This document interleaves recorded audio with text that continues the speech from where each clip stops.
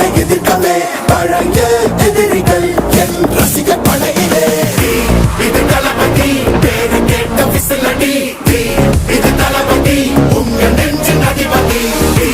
இது தளபதி பேரு கேட்ட விசிலடி, இது தளபதி உங்க நெஞ்சு அதிபதி.